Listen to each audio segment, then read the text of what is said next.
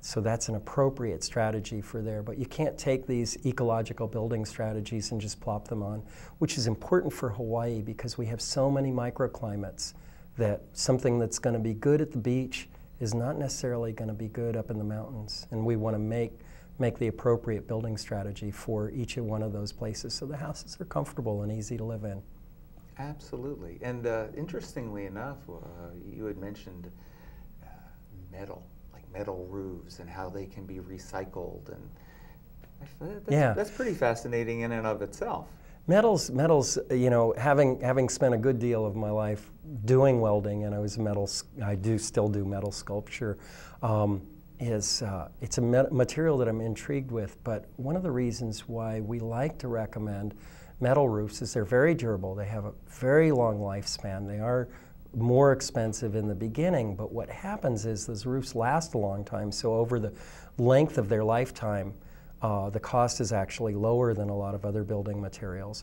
But the beautiful thing is if I put a metal roof on a house now, in 50 years when that metal roof needs to be replaced, they're going to take that metal and they're going to reuse it.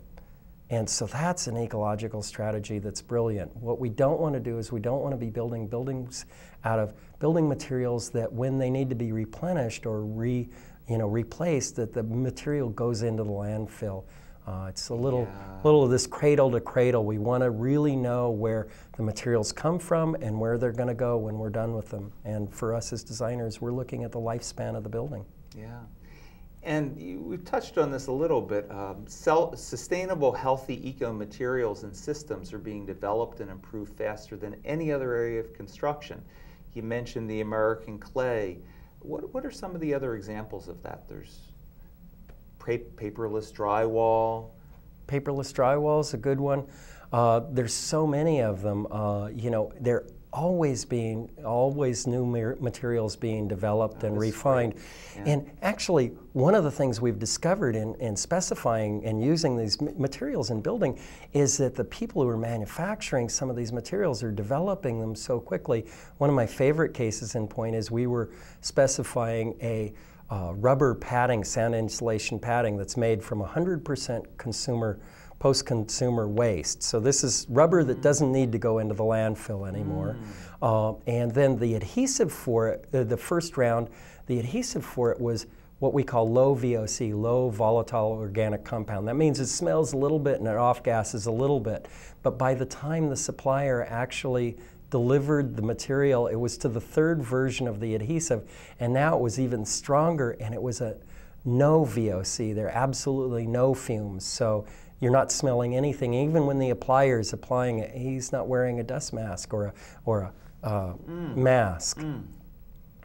This is great. Yeah. This is great.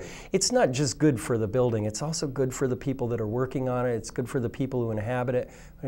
It's really good for the planet not to be using those toxic materials and to be using up our post-consumer materials. It's reuse instead of recycling. Yeah, we like that strategy. Yeah, I love that Maui is really in the forefront of this as well we should be. Yeah.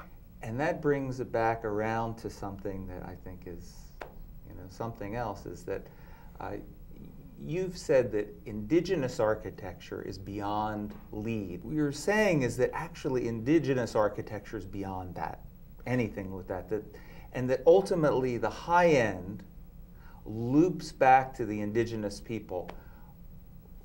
What does that mean? You had an example to do with your life to do with an igloo and something, or a mat in an igloo or something? Well, thanks for the introduction to that. These are things that as I was learning design, that I was working in the South Pacific with some people there helping out with a project there. And one of the things I observed is that these people used mats to create space, or to create a space that they were comfortable in. The climate, like here in Hawaii, is very comfortable. So they would carry a mat to where they had to go. And a woman might roll out a mat and put her baby on the mat while she does something. Or two people might put down a mat to have a a meal or to have a conversation. A group of people might put these mats down and have a couple villages might have a meeting by facing 15 or 20 mats opposite each other. And then they roll these mats up and walk away. They leave no footprint on the ground from these mats that have created this space, created something that serves them. And when the mats are worn out, then they go right back into the earth. So that's one of my icons for when I'm comparing architecture with how ecologically, how sustainable it could be. That's one of the ones I compare it with. The other icon that I have is the Igloo. The indigenous peoples of the Arctic regions create igloos, and it's these are structures that are developed for the worst environments, the harshest environments on the planet. Their winters go colder than anywhere else on the planet. And the winds and the storms are very harsh.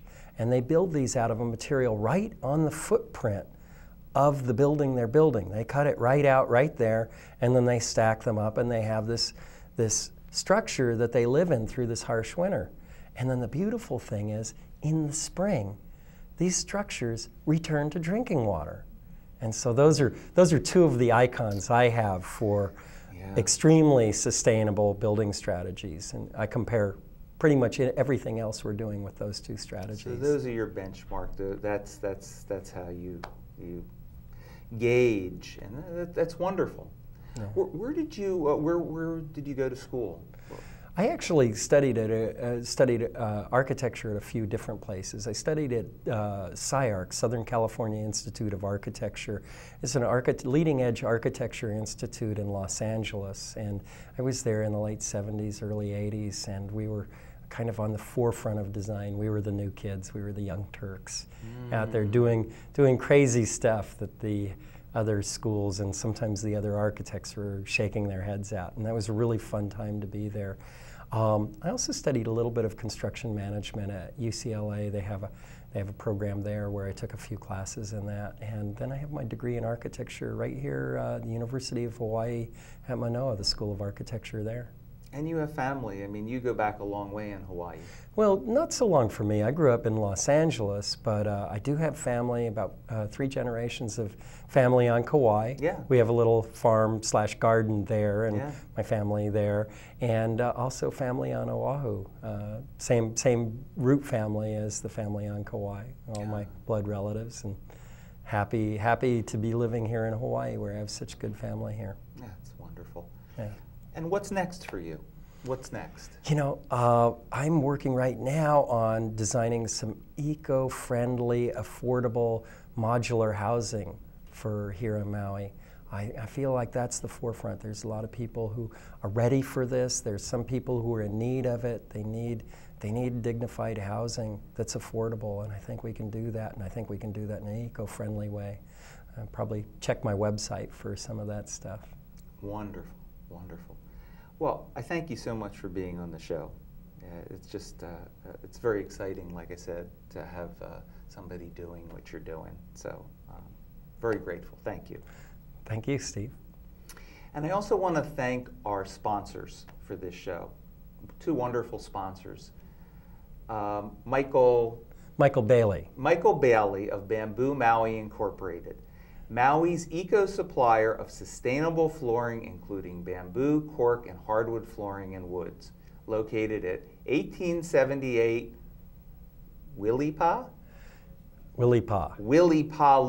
1878 Willipah Loop in Wailuku, and you can go to their website at bamboomaui.com. Also, Colin Lunt of Cutting Edge Manufacturing. Colin Lunt of Cutting Edge Manufacturing, Maui's premier high-quality custom cabinets. Also located in the same vicinity at 1866 Willipah Loop in Wailuku. Again, Colin Lunt of Cutting Edge. So thank you so much to the sponsors. Thank you to the guest. And until next time, join us for our next wonderful show. And until then, aloha. Aloha.